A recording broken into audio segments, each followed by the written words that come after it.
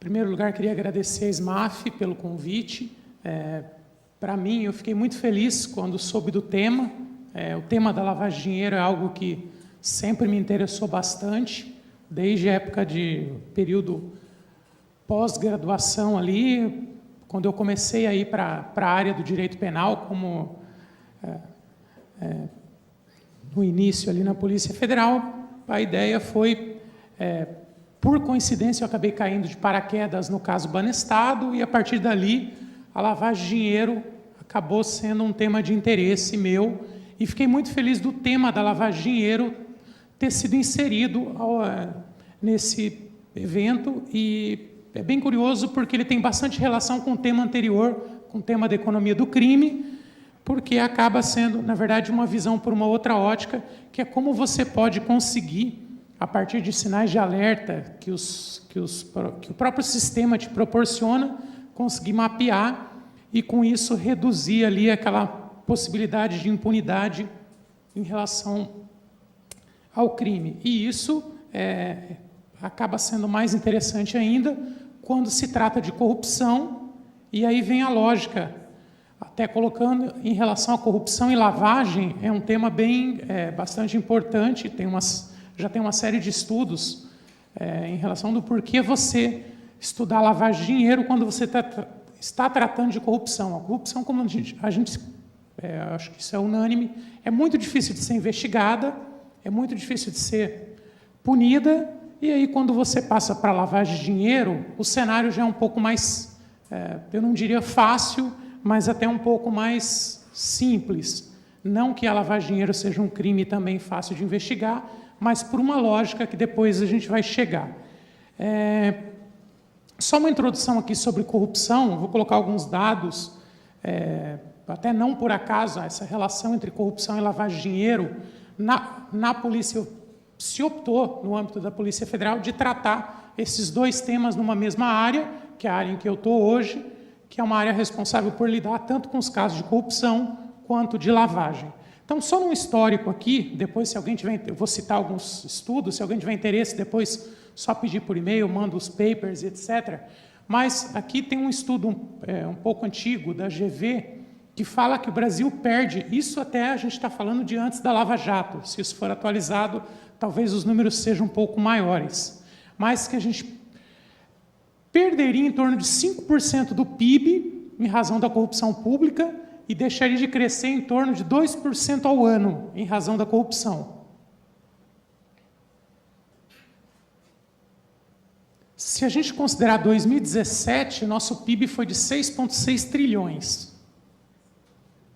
Aí, isso significa os 2% ali, mais ou menos 132 bi, e os 5%, 330 bi. Ou seja, uma quantia bem considerável ali que a gente acaba perdendo ao ano. Isso aqui a gente está tratando de estudos até bem mais antigos. Hoje eu acredito que esses percentuais sejam até maiores depois do que a gente viu nos últimos anos, mas são valores extremamente expressivos. Um outro estudo aqui da Fiesp, também bem antigo, 2010, ele calcula o custo médio da corrupção. Isso em 2008, a gente está tratando de 10 anos atrás, muito antes de Lava Jato e uma série de outros casos, entre 41 a 69 bilhões, ou seja, novamente os valores até são próximos ao estudo da GV, a gente tem ideia de quanto isso impacta. E se nós formos considerar ali os 41 bilhões em investimentos, isso significaria mais ou menos atendimento a 16,4 milhões de alunos ou 327 mil leitos hospitalares. Isso só para considerar o que a gente perde por ano em corrupção. E o resultado disso, a gente tem um mar de dinheiro circulando, principalmente no sistema financeiro, e que ele está muitas vezes na nossa frente e às vezes a gente se depara com ele, não consegue enxergar, não consegue entender aqueles sinais que a gente acaba recebendo, mas a gente tem um mar de dinheiro circulando ali por todo, seja diretamente no sistema bancário ou fora, como a gente viu em alguns casos, por exemplo, situações em movimentação em espécie, em torno de 5 a 10 milhões por dia, objeto de caixa 2, etc. A gente vê, às vezes, para sacar R$2.000 no banco, você tem que quase ter entrar em 4, 5 filas, assinar uns 20 formulários, enquanto isso você vê, por outro lado, situações aí comprovadas de remessas de valores ali transportados em espécie de 5 milhões ali para um destinatário só e assim por diante. Então, a gente tem um grande mar de recursos aí circulando e que aí vem a questão da lavagem de dinheiro e da vantagem de a gente conseguir mapear ou tentar ir atrás desses fluxos. Aqui eu coloquei 2 exemplos relativamente recentes.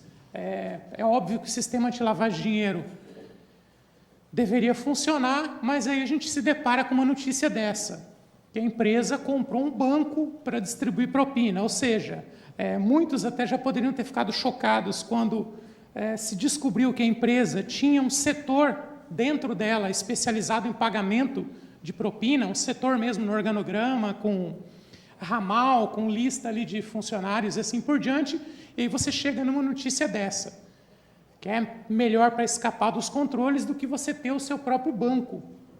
E aí, algum tempo depois, a gente se depara com uma outra notícia aqui, essa aqui do Rio, câmbio desligo, movimentação ali de quase 1,7 bi, isso de dólares. Ou seja, é curioso quanto, às vezes, você vai abrir uma conta no banco, você vai, às vezes, fazer um financiamento imobiliário ou qualquer coisa do gênero, você tem um calvário de protocolos ali para seguir, você começa a pensar como que é possível uma situação dessa. Mas aí vem a grande vantagem e a regra de ouro da lavagem de dinheiro, que é o follow the money, ou seja, seguir o caminho do dinheiro. E o dinheiro deixa rastros. Por isso que muitas vezes você não consegue acompanhar uma tratativa ali de um acordo, um caso de corrupção, mas você consegue rastrear esse dinheiro. Ou seja, às vezes você tem a entrada e a saída, e isso acaba se tornando até uma prova bastante robusta do crime antecedente de corrupção. Ou seja, se o sujeito tem um patrimônio X, como que ele consegue justificar, às vezes, um aumento patrimonial de 5x? Então, é óbvio, o dinheiro deixa rastros e isso acaba sendo um facilitador para as investigações que você consegue, dentro do possível, seguir esse rastro, salvo em circunstâncias muito específicas, esquemas muito mais elaborados em que se tenta, é óbvio que aí o grande objetivo ali do criminoso vai ser evitar esses rastros para que o sistema não consiga identificar. Aí, então, eu coloquei um quadro aqui, eu sempre usava um quadro do caso Maluf, mas ele é bastante ultrapassado já quando você vê esse aqui, com os devidos créditos para o pessoal da Força Tarefa do Paraná. A gente pensa que, se você...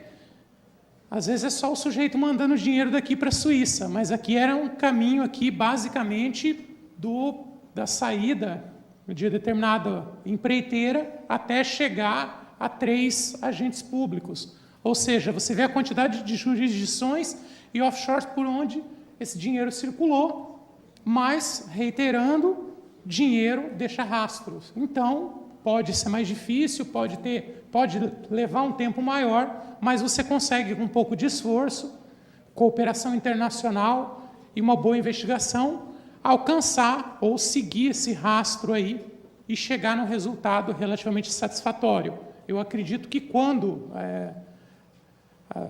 os mentores desse esquema idealizaram toda essa cadeia de operações aqui, eles imaginavam que isso nunca poderia ser alcançado.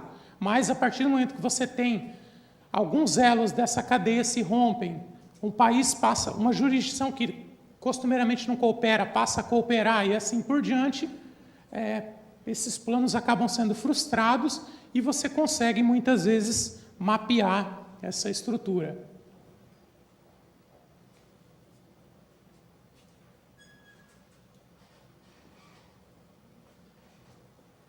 Deixa eu só mudar aqui, porque ele resolveu parar. E aí a gente entra diretamente no tema, que é como você consegue se estruturar para combater a lavagem de dinheiro. Num histórico bem resumido ali, a gente tem um longo caminho até que se chegasse à Lei 9.613, mas a gente pode colocar talvez a iniciativa mais concreta, ou pelo menos a mais importante, isso aí por volta já de 88, no âmbito das Nações Unidas, quando, naquele período pós-guerra às drogas, os países preocupados, principalmente ali os que sofriam mais como destinatários ali de tráfico, acabaram levando o tema para a ONU e os países acabaram acordando em instituir uma obrigação para que se punisse ou que a lavagem de dinheiro passasse a ser crime aqui, especificamente com relação a drogas. A Convenção de Viena é relativa ao tráfico de drogas. Então, isso foi 88. Aqui, talvez, a gente tem algumas outras iniciativas em paralelo, como, por exemplo, na Basileia, tem a Convenção de Estrasburgo e assim por diante, mas a Convenção de Viena talvez seja mais importante quando, pela primeira vez, num instrumento multilateral, com a força que tem a ONU, os países se comprometeram a reprimir ou a criminalizar a lavagem de dinheiro nas suas jurisdições. Aí, depois disso, a gente teve, em 99, a Convenção para a Supressão do Financiamento ao Terrorismo, Convenção de Palermo 2000, crime organizado, Mérida, corrupção em 2003, ou seja, um ambiente bastante favorável aqui. Todas elas repetem, ou pelo menos redações muito próximas, a essa obrigação dos países de criminalizar a lavagem de dinheiro. Paralelamente a isso, a gente tem o Grupo de Ação Financeira, o GAFI, que foi criado ali um pouco depois da Convenção de Viena. O GAFI talvez seja um dos organismos mais interessantes para se estudar. Para quem não conhece, vale muito a pena pela estrutura dele. Ele é basicamente formado por técnicos, é diferente daquela lógica de discussões políticas. É óbvio que não tem como se descartar o ambiente político das discussões do GAFI, tanto que, por exemplo, nesse ano não, na verdade, a partir de outubro, a presidência é anual e, no final do ano passado, os Estados Unidos assumiram a presidência do GAFI. Então, como o terrorismo é um tema muito caro ao país, é óbvio que esse ano o GAFI vai acabar tendo um enfoque muito forte no terrorismo.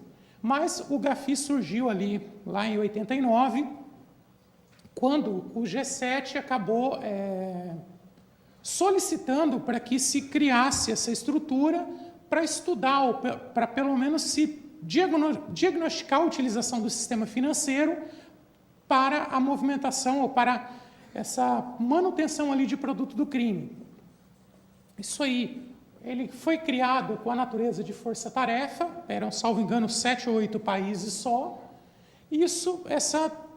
Dessa ideia de mandato temporário e assim por diante, isso foi se prorrogando até que a gente tem o GAFI aí, firme e forte até hoje, com 36 membros e uma série de projeções regionais. Tanto que o GAFI passou a ser o organismo mais importante para ditar essas políticas de prevenção e combate à lavagem de dinheiro. Em 1990, ele editou essas 40 recomendações, que na verdade, elas tiveram algumas revisões ao longo dos anos. A mais importante revisão foi logo depois do 11 de setembro, quando eles criaram as recomendações em relação ao terrorismo, mas essas recomendações são revistas com uma certa periodicidade. Tanto que agora, fevereiro, tem a próxima reunião, e o tema do momento agora, isso já de algumas reuniões atrás, é os criptoativos, criptomoedas ou qualquer coisa do gênero, que isso coloca por terra qualquer medida que você tenha de prevenção à lavagem de dinheiro, porque você foge do sistema financeiro normal ou natural que a gente está acostumado a viver. Basicamente, o GAFI foi constituído com esse mandato de prevenção à lavagem de dinheiro, só que ao longo dos anos ele passou a assumir, lá em pós 11 de setembro, com toda aquela questão do terrorismo, ele incorporou junto às recomendações da prevenção ao terrorismo, porque muitas vezes se buscava mapear em razão do fluxo financeiro, e depois, agora, na última revisão, também a questão da não proliferação, ou seja, da questão de armas de destruição em massa e etc. Então, o GAFI passou a ter um papel bastante importante, ou seja, quando você vai abrir uma conta no banco e o gerente te pede para preencher um formulário lá onde você tem que declarar se você é uma pessoa politicamente exposta ou não, isso aí não é porque é uma política do banco ou até um normativo do Banco Central. Na verdade, o fundamento disso aí está nas 40 recomendações do GAFI, que ela exige que os países adotem, por exemplo, posturas de acompanhamento mais próximo em relação a pessoas politicamente expostas e assim por diante. Ou seja, por que uma movimentação acima de X, Y ou Z, ela deve ser declarada? Por que deve se restringir movimentação em espécie? E assim por diante. Então, o GAFI passou a adotar essas recomendações, que elas são revistas quase que em toda reunião, você tem uma revisão pelo menos parcial. Na última revisão, foram aprovados 2 pequenas mudanças em relação a moedas virtuais e assim por diante. E um outro ponto bastante importante, que é a avaliação que o organismo faz em relação aos países quanto ao cumprimento dessas recomendações. E aí o país se obriga a efetivamente cumpri-las. Tanto que o país hoje, para quem acompanha, a gente está na berlinda porque a gente até hoje não aprovou aquele PL da execução das resoluções da ONU em relação ao congelamento de bens das organizações terroristas. Então, o Brasil tem se explicado rotineiramente a cada reunião do GAFI por que ele não aprovou até hoje essa resolução. E isso acaba, o impacto de uma eventual suspensão ou alguma medida mais drástica, a colocação numa lista de países não cooperantes ali em relação à lavagem de dinheiro, é muito séria para a imagem do país, principalmente na perspectiva de investimentos estrangeiros. Então, o país acaba sendo meio que... É curioso porque não existe um tratado obrigando os países aqui a adotar as 40 recomendações, é o que a gente chama de soft law, mas os países acabam cumprindo e isso tem um impacto muito grande. E um outro fator bastante relevante, como ele não tem a natureza, as recomendações não têm a natureza de tratado, elas são muito rápidas para serem revistas ou incorporadas, alteradas e assim por diante. Então, como eu falei, moedas virtuais, que é um tema aí, extremamente importante, praticamente o tema do momento em lavagem de dinheiro, já tem uma série de pessoas no GAFI, de basicamente áreas técnicas de Banco Central, Sistema Financeiro, Unidade de Inteligência Financeira, etc., que estão estudando, por exemplo, como você controlar esse ambiente de moedas virtuais. E a corrupção passou a ser tema de interesse do GAFI por volta de 2011, por um pedido do G20, embora ela não tenha entrado no mandato ali, basicamente, lavagem de dinheiro, terrorismo e não proliferação, mas aí desde 2012 ou 2011 tem alguns estudos já que o GAFI passou a publicar, alguns estudos técnicos em relação à lavagem de dinheiro, como, por exemplo, melhores práticas, um paper ali de melhores práticas para o uso das 40 recomendações para combater a corrupção, lavando o produto de corrupção e assim por diante. Então, não dá para se desconsiderar ou dizer que o GAFI não tem pensado ali na corrupção como apesar de não estar especificamente no seu mandato, mas ele tem recomendações que se aplicam para a área também de prevenção à corrupção. E aí, passando para o Brasil, nós tivemos pelo menos 3 elementos ali que foram bastante emblemáticos nesse período, que foi internalização da Convenção de Viena, em 91, 98, a 9613, a publicação da Lei de Lavagem, e já em 1999, o Brasil declara o interesse em participar do GAFI, ou seja, a partir do momento em que o país manifesta esse interesse, ele passa a se submeter àquelas 40 recomendações e assim por diante, e passa, inclusive, a ser avaliado pelo GAFI. Hoje, na América do Sul, nós só temos Brasil e Argentina como membros do GAFI. Os demais países são membros da projeção regional, que é o GAFILAT. O GAFI hoje, salvo engano, são 36 membros apenas. Então, basicamente, a gente tem 9613, que passou por pelo menos ali, acho que 3 ou 4 alterações ao longo dos anos. A última foi a mais completa, com algumas perspectivas de alteração agora em breve, mas basicamente ela criminalizou a lavagem de dinheiro no Brasil e ela instituiu o nosso sistema brasileiro de prevenção à lavagem de dinheiro com a criação do COAF, que aí o COAF agora é um dos temas do momento, mas basicamente a lei de lavagem de dinheiro ela é uma lei muito além de uma lei criminal ou com alguns dispositivos de processo penal, porque ela acabou estruturando todo esse ambiente administrativo que é extremamente importante para a prevenção à lavagem de dinheiro, principalmente com a criação do GAFI e depois com essa instituição das obrigações administrativas em relação à lavagem de dinheiro. Então, com relação a essas obrigações administrativas, o principal fator foi ela colocar ela escolher no ambiente econômico ali quais seriam esses sujeitos obrigados a comunicar operações que seriam potencialmente suspeitas de lavagem de dinheiro. E aí a gente aqui tem alguns meramente exemplificativos, por exemplo, mercado imobiliário, loterias. Quem não lembra ali, lá de trás, a gente teve um caso bastante famoso ali de um agente político que declarou numa CPI que ele tinha ganhado muito dinheiro na loteria.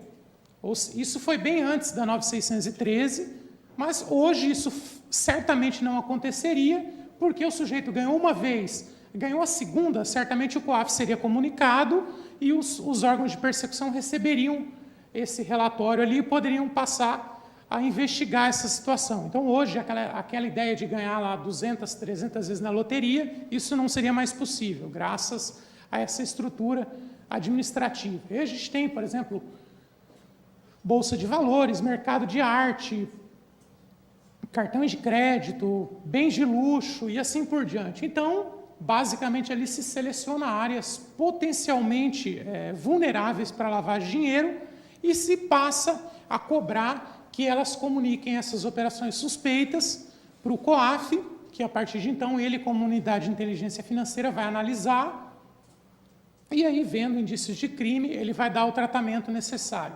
Ou seja, então você tem uma série de áreas ali que são potencialmente vulneráveis e essas áreas passam a ser obrigadas a adotar algumas providências aqui no âmbito administrativo que são bastante simples.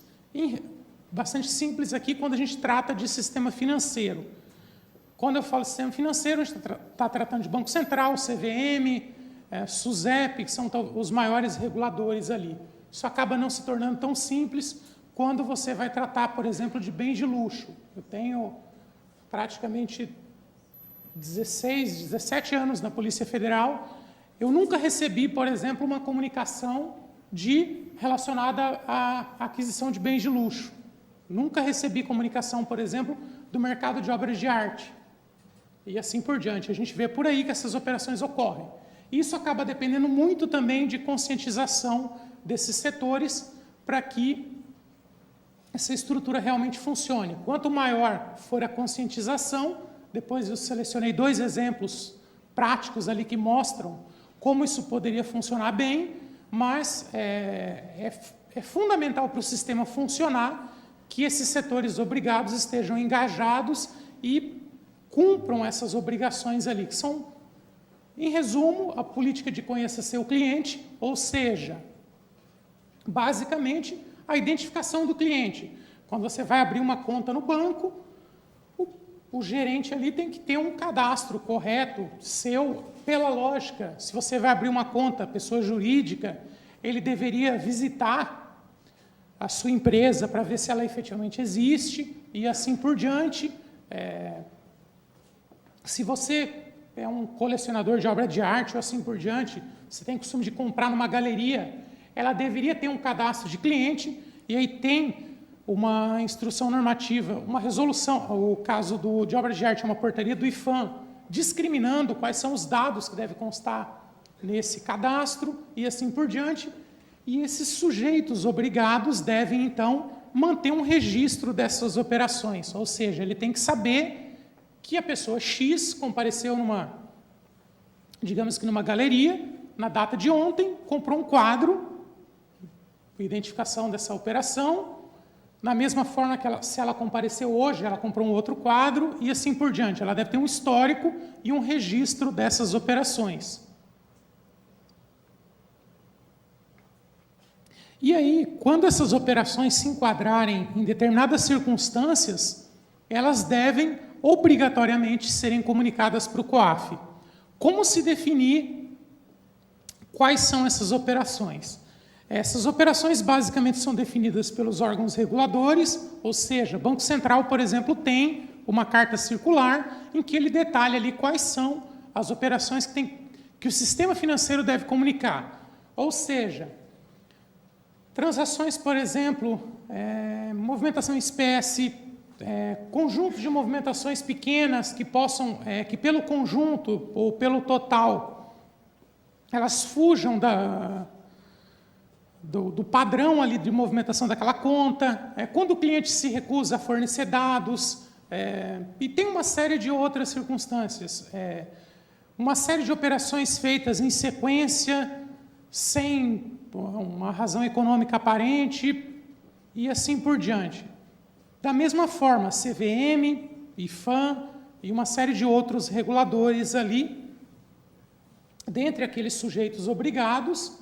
Aí eu coloquei alguns exemplos aqui. Banco Central vai regular sistema financeiro, CVM valores imobiliários, SUSEP seguros, Polícia Federal vai regular transporte de valores, inclusive só no final do ano passado, que foi publicada a regulamentação no âmbito da Polícia Federal para as transportadoras de valores. O IPHAN vai regular, por exemplo, os comerciantes de obras de arte, e o COAF tem uma atuação residual. Ele vai, por exemplo, tratar de setores como factoring, como comerciantes de bem de alto valor ou bem de luxo, como a gente queira chamar. Ou seja, se o sujeito vai lá, num determinado shopping aqui, vamos considerar ali o mercado de joias ou alto luxo, se ele vai na Tiffany, compra um anel ali de, sei lá, 350 mil reais, paga em espécie, certamente essa operação se enquadra na resolução que trata na resolução do COAF sobre a matéria, e a empresa teria que comunicar.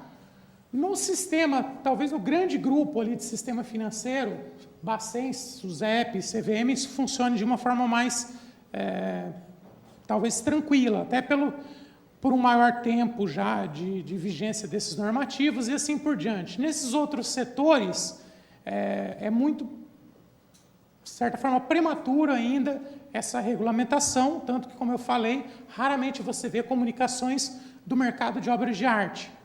E já quanto a outros setores, você vê que as coisas relativamente fluem de uma forma bastante razoável, tanto que a grande massa de comunicação de operações são oriundas dos bancos. E aí hoje, por exemplo, atualmente eu integro o conselho do COAF, e você vê lá que, na verdade, o COAF também tem uma função ali de julgamento administrativo, quando as empresas não cumprem essas obrigações em relação a esse caráter residual de regulamentação, e você vê muitas vezes situações bastante emblemáticas, às vezes compra de uma série de bens ali com pagamento em espécie e assim por diante. Então, a gente viu recentemente casos, Rio de Janeiro, o pagamento de uma grande quantidade, por exemplo, de ternos numa loja de uma marca famosa ali, pagos em espécie. Você vê obras de arte e assim por diante. A gente viu recentemente também casos de joias. Isso, teoricamente, se o sistema funcionasse, se essas estruturas realmente tivessem conscientes e fizessem as comunicações, o sistema deveria funcionar de uma forma bastante interessante.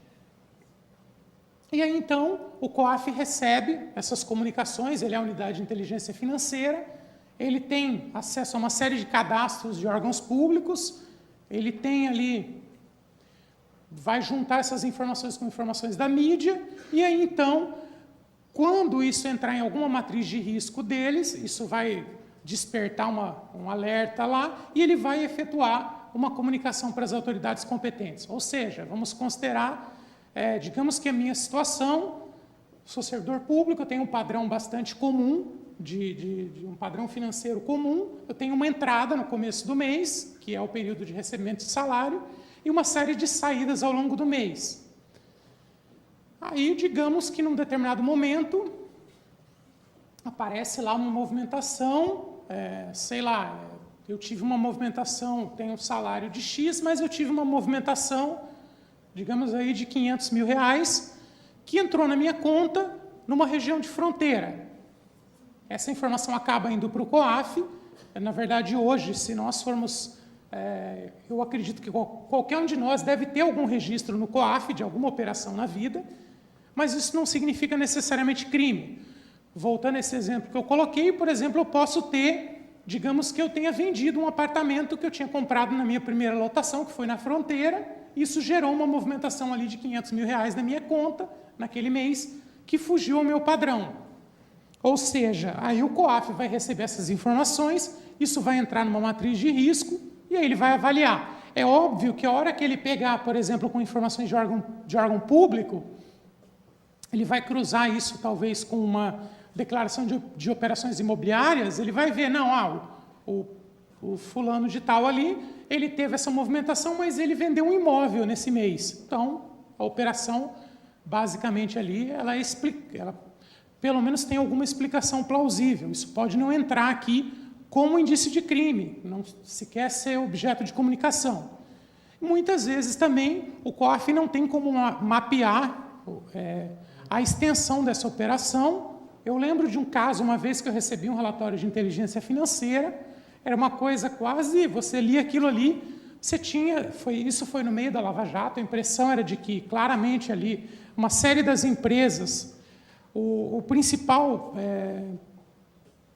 indivíduo ali que era comunicado era um ex-funcionário da Petrobras, ele tinha recebido de uma série de empreiteiras já alvo de investigação e assim por diante, só que quando se foi aprofundar a investigação a partir do relatório, ele efetivamente tinha se aposentado, tinha se tornado consultor na área, as empresas apresentaram relatórios ali de consultoria bastante, de certa forma, completos, e você conseguiu afastar ali aquele indício de que poderia ser uma operação ali de desvio de recursos, algum caso de corrupção. Então, não necessariamente essa comunicação do COAF ela vai indicar a prática de crime. Por isso que, muitas vezes, a gente recebe relatórios de inteligência financeira e é preciso ter uma análise.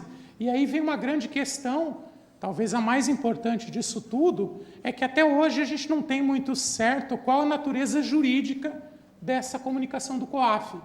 Embora ele chame de relatório de inteligência financeira, ele não é necessariamente um relatório de inteligência, ele pode, efetivamente, claro, ser juntado, ele serve como prova e assim por diante, mas eu tenho minhas dúvidas se ele pode gerar, se ele é, tecnicamente, uma notícia-crime, porque eu acho que você precisa aprofundar as análises dele para efetivamente considerar aquilo ali como uma notícia-crime. Então, aí, a gente chega na parte da comunicação, que são dos relatórios de inteligência financeira, em que a lei é muito clara, estabelecendo que o COAF ele deve comunicar às autoridades competentes quando ele concluir pela existência de crimes ou de fundados indícios para a prática do crime de lavagem de dinheiro ou de qualquer outro ilícito. E aí, então, os fundamentos da comunicação do COAF para as autoridades competentes, ou seja, comunicação do COAF não é quebra de sigilo financeiro, quebra de sigilo fiscal e assim por diante, em hipótese alguma. E eu vou colocar 2 exemplos aqui de como um ambiente de prevenção à lavagem de dinheiro efetivamente funcionando pode ser muito relevante para subsidiar investigações criminais. Aqui um caso bem emblemático, esse veículo ficou famoso aqui, que foi a Land Rover do Paulo Roberto Costa. Na verdade, os slides seguintes não vai dar para ver bem, mas, em resumo, aqui a gente tem a nota da aquisição. Só um detalhe aqui, tá? A aquisição foi em 2013. 2013 ainda não tinha regulamentação da obrigatoriedade de comunicação no caso de bens de alto valor. Então, não quer dizer que o sistema não funcionou, mas aqui quer dizer como que em situações ideais, se esse caso acontecesse hoje, efetivamente deveria ocorrer uma comunicação. Você tinha aquisição de um veículo, aqui um veículo, acho que ninguém tem dúvida de que é um veículo de valor considerável, salvo engano, 270 mil, 260, 250 mais blindagem, adquirido por uma pessoa teoricamente politicamente exposta, só que aí você começa a ver os pagamentos. Você tem uma série de depósitos em espécie, feitos fracionados por pessoas diversas, 32, 86, 32, 25, mais outros aqui menores, 100 mil, tem outro aqui, tanto que depois algumas dessas pessoas chegaram, inclusive, a lavrar uma declaração em cartório, mandando para a empresa que vendeu o carro, dizendo que aquele crédito que ela tinha feito na conta da empresa se referia à compra do carro. Ou seja, a empresa recebeu uma série de depósitos na sua conta, tanto que 2 dos depositantes aqui, dos supostos depositantes, eles mandaram declarações com firma reconhecida em cartório de que aquele crédito, eles até chamam de termo de apropriação de crédito, de que aquele crédito era para pagamento da Land Rover. Além disso, e aí aqui, se você pegar a resolução do COAF, que foi do mesmo ano da compra, então não tem como dizer que naquela situação específica não funcionou, porque essa resolução não existia. Mas aqui a gente tem a resolução de bens de luxo ou alto valor, que ela fala que as empresas deveriam comunicar operações ali de valor igual ou superior a 30 mil ou equivalente quando sejam realizadas em espécie, ou outras situações ali designadas em ato do presidente do COAF. E depois, numa outra instrução normativa, basicamente ali, o item 3, é o 4.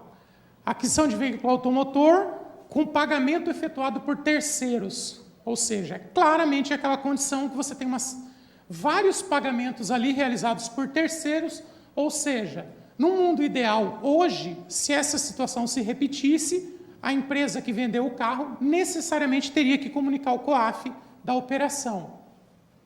E aí um outro exemplo é obras de arte. Aqui tem uma aquisição de uma escultura do Krasberg, basicamente ali com o recibo do leiloeiro, que ele recebeu de fulano de tal um valor referente à compra da obra. Só que o leiloeiro tinha plena ciência de que essa obra não era de quem comprou, de quem ele, inclusive, emitiu o recibo. Porque ele pegou essa obra, uma obra bem pesada, para quem conhece o Krasberg, ele usa aqueles troncos de árvore e assim por diante. Isso teve que ter sido transportado até a casa do real comprador, que era um comprador ali relativamente contumaz da casa de leilões dele. Então, aqui, se você considerar a portaria do IFAM, ela é extremamente clara no sentido de, basicamente, ali ser comunicado operações realizadas por pessoa física ou jurídica, utilização para mascarar a verdadeira identidade do comprador, vendedor ou proprietário. Então, basicamente, ali você tem um terceiro pagando a obra. Um outro exemplo aqui, um outro indivíduo tinha 135 obras de arte, adquiridas, grande parte delas em leiloeiros ou em casas de leilão, ou mesmo em galerias específicas, declaradas ali por um valor irrisório. E aí, a hora que você chega na portaria do IFAM, você tem, basicamente ali, eu não coloquei em branco, então não vai dar para visualizar, mas basicamente ali, quando você tem um conjunto de operações realizadas, mesmo que pequenas, ou seja, o sujeito poderia ir lá comprar hoje um quadro de 5, amanhã um quadro de 10, depois um quadro de 20, mas quando isso ultrapassasse um determinado valor, isso deveria ser comunicado ao COAF. Ou seja, esses dois exemplos, só para demonstrar que, efetivamente, essas estruturas de prevenção são extremamente importantes e que, quanto mais elas funcionam, mais a gente tem segurança de não utilização do sistema como um todo para lavagem de dinheiro. Ou seja, o caso do carro ali, bastante emblemático, certamente aquilo ali geraria hoje uma comunicação para o COAF e assim por diante. Então, é importante, basicamente, essa conscientização dos setores obrigados para que eles possam, efetivamente, ali, cumprir com essas obrigações, efetuar as comunicações e o COAF tenha, portanto, subsídios para repassar para os órgãos de persecução ali, para que, efetivamente, você pode, por exemplo, no caso da Land Rover, a Land Rover, você chegaria a alguma ligação, depois eu não coloquei os outros elementos, mas, basicamente, na compra da Land Rover, tinha, inclusive, uma declaração do doleiro, na época do Alberto Youssef, de que o Paulo Roberto Costa morava no mesmo endereço dele para poder licenciar a Land Rover em São Paulo. Então, você vê que tem uma série de elementos ali que, se o sistema efetivamente funcionar, você acaba tendo um conjunto de informações muito relevantes para a investigação de lavagem de dinheiro e, por consequência, para alcançar esquemas de corrupção. Então, só para terminar aqui, uma frase do Milor que acabou ficando bem famosa, que é aquela de que acabar com a corrupção é o objetivo supremo de quem ainda não chegou ao poder. Então, felizmente, eu acho que as estruturas têm funcionado. Se você me perguntar hoje, COAF funciona? COAF funciona muito bem. Tanto que muitas das operações que a gente viu foram efetivamente reportadas e o COAF efetivou as comunicações e assim por diante. Então, o nosso ambiente de prevenção à lavagem de dinheiro funciona. Óbvio, pode melhorar, sempre pode, mas isso é extremamente relevante para que essa realidade possa se inverter, que o sujeito que alcance um determinado ou poder aqui, como da frase do Milor, ele não tenha a impressão de que ele vai ser inatingível e assim por diante, que ele está realmente, ou que a escolha dele ali, que ele não tem chance de ser alcançado por uma punição. Felizmente, isso tem mudado bastante ao longo dos anos aí. É isso, então, só para terminar, tem meus dados aqui, se alguém quiser depois entrar em contato, precisar de alguma informação complementar, eu fico à disposição ali para mandar. Obrigado.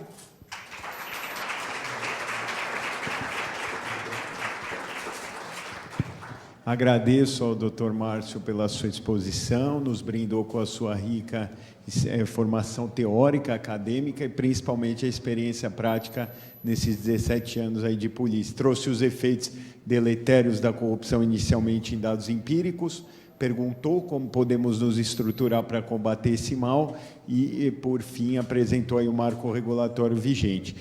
Eu tenho, antes de abrir para as perguntas dos demais, eu tenho uma pergunta ao delegado Márcio.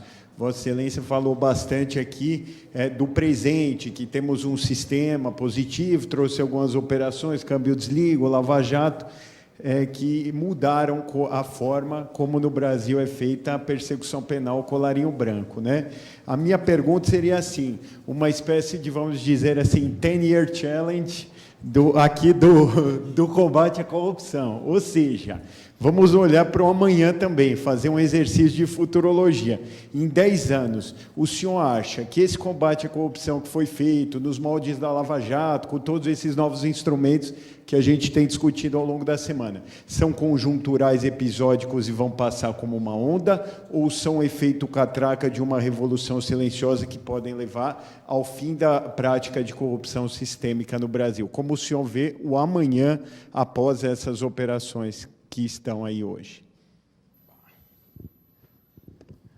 Bom, eu acho que antes de pensar no 10 anos depois, eu vou considerar os 10 anos antes, fazer o 10 Years Challenge ali, o oficial. Se a gente for pensar, para quem conhece a Câmbio Desligo, eu lembro que a hora que eu vi os dados, era absolutamente inacreditável que ou pelo menos 70% dos investigados ali, dos doleiros, eram nomes conhecidos da época de Banestado, Farol da Colina, Caspar 1, 2, 3, e uma série de outras operações de crime financeiro ao longo dos anos.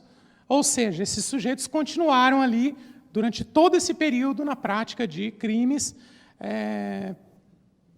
basicamente na mesma área ali, modernizaram um pouco os métodos, é óbvio, com as inovações tecnológicas, mas continuaram ali até serem surpreendidos novamente. Para o futuro, acho que depende basicamente de uma questão.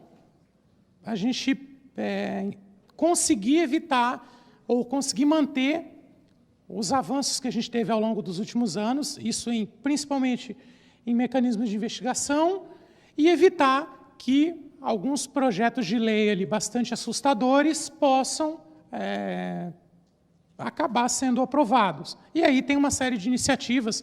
O palestrante anterior mencionou algumas questões, e tem uma série de outras. Por exemplo, a ideia de você proibir colaboração premiada de investigado preso chega a ser uma aberração, ou seja, se ele está preso, preventivamente é porque existem elementos bastante fortes ali que indicam que ele tem atuado na prática de determinados crimes.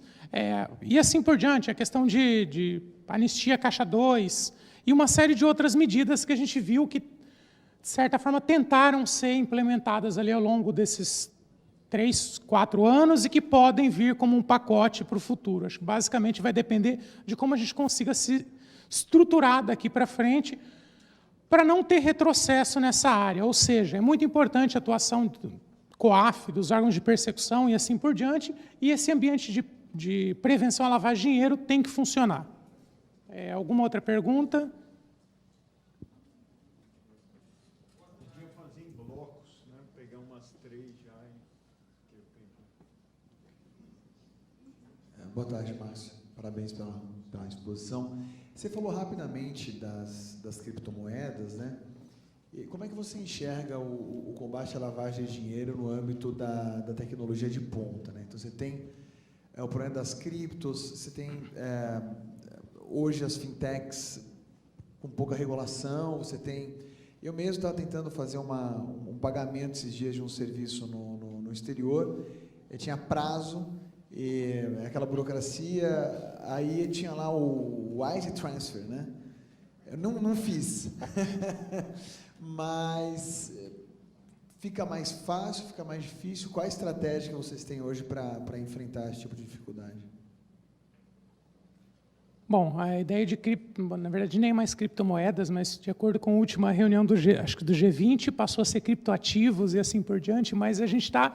basicamente essa ideia de moeda virtual, que os bancos centrais também se recusam a chamar de moeda e assim por diante, mas isso coloca em xeque completamente o sistema de prevenção à lavagem de dinheiro. Ou seja, você com uma carteira, vou considerar o Bitcoin ali, que é o mais conhecido, mas você com uma carteira dessa, você consegue mandar dinheiro para qualquer lugar que você queira, você consegue fugir de a política de conhecer seu cliente, ninguém sabe quem está do outro lado. A gente até fez algumas experiências, tem uma ação da ENCLA que discute moedas virtuais já há 2 anos, que vai continuar esse ano e assim por diante. A gente já fez no trabalho também algumas experiências ali de abrir contas em corretora. Basicamente, o que a corretora pede é para você mandar uma foto de um documento teu. Ou seja, eu posso mandar o documento de qualquer um, posso pegar o documento de um morto ali, colocar ali, mandar para a corretora e vou abrir uma conta, e assim por diante. Então, eu acho que... E além todo esse ambiente tecnológico ali, essa ideia de fintechs também, cada vez mais a gente vê a ideia de substituição de bancos e assim por diante. Você tem hoje, por exemplo, aplicativos para pagamento de contas, você tem no Brasil, você já tem um monte, e cada vez mais isso tem se tornado um desafio para as autoridades, principalmente de regulação, de como conseguir alcançar esses mecanismos, porque a gente está num vácuo normativo gigantesco, principalmente em relação a ativos virtuais. Boa tarde. Eu tenho mais de 20 anos na magistratura E agora, recentemente, nos últimos 2, 3 anos, que surgiu uma operação bastante grande no estado do Mato Grosso, aonde pela primeira vez um superintendente de banco foi condenado, é réu condenado, e o banqueiro investigado. A pergunta que eu faço, então, é a seguinte ao delegado, especialmente levando em consideração toda a sua experiência, e me parece, como alguém que assiste de fora a Operação Lava Jato, me parece que ela não foge da regra. Aonde estão os banqueiros nessa investigação, levando em consideração que esse rio de dinheiro passa exatamente pelo sistema financeiro. E nunca se vê um gerente de banco, um superintendente, um banqueiro respondendo pelas omissões. É até compreensível exigir do pobre, às vezes, do gerente da conta, que ele literalmente seja o dedo duro do seu cliente que sustenta ele, muitas vezes, né? Mas essas omissões, não só do sistema financeiro, mas de todas essas outras entidades que são responsáveis por alimentarem o COAF, a respeito dessa absoluta falta de investigação em relação a essa omissão, o que o senhor poderia nos dizer? Obrigado. Bom, na verdade, tem 2 pontos ali. O primeiro é com relação a essa ideia de alcançar agentes do sistema financeiro ali. Na primeira fase da Operação Lava Jato, por exemplo, tem um gerente bancário que foi condenado.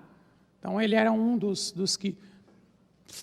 Quando a gente encontra, isso, pelo menos com relação à experiência, não sei se é algo comum, os senhores já passaram por isso, mas, basicamente, quando você encontra... a gente poderia dividir essa questão do sistema financeiro em dois grupos. As instituições financeiras grandes têm uma preocupação muito gigantesca com imagem, principalmente depois do mensalão. Quando isso geralmente ocorre, esse tipo de desvio, são circunstâncias, na maioria das vezes, ali pontuais, com o envolvimento de grupos específicos. Tanto que, às vezes, você pega, por exemplo, um doleiro que está em São Paulo, ele mantém conta em Santos, porque ele conhece o gerente ali que vai dar uma aliviada, de certa forma, ou vai fechar os olhos para aquela situação, e assim por diante. E a gente tem situações de bancos ou instituições menores que foram criadas especificamente para esses fins.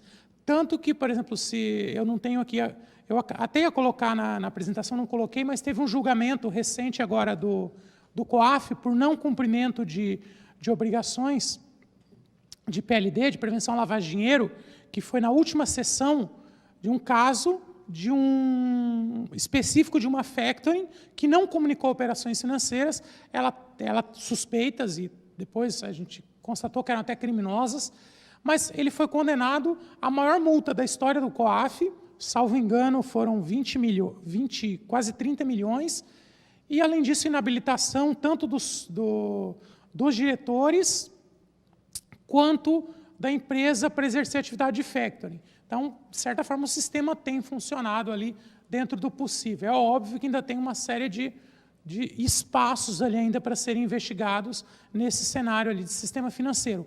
Mas, muitas vezes, é importante lembrar que o que se busca são alternativas para fugir do sistema financeiro. Por exemplo, movimentação em espécie. Você tem muita movimentação em espécie, mas você tenta burlar, como foi, por exemplo, o caso da utilização de transportadora de valores. A ideia de pagamento de boleto e assim por diante, que você consegue mascarar e esse dinheiro não transita pelo sistema financeiro formal. Então, na verdade, aí depende muito do cérebro criminoso ali por trás da operação para conseguir ver uma vulnerabilidade e, a partir daí, então, realizar a operação. Como foi, por exemplo, imensamente utilizado na primeira fase da Lava Jato com câmbio de exportação, que, a partir do momento que o Banco Central deixou de bater declaração de importação com as operações ali de câmbio, isso acabou virando o câmbio de exportação, as corretoras fecharam os olhos e os doleiros passaram a aproveitar ali e mandar praticamente milhões ali por meio de câmbio de exportação.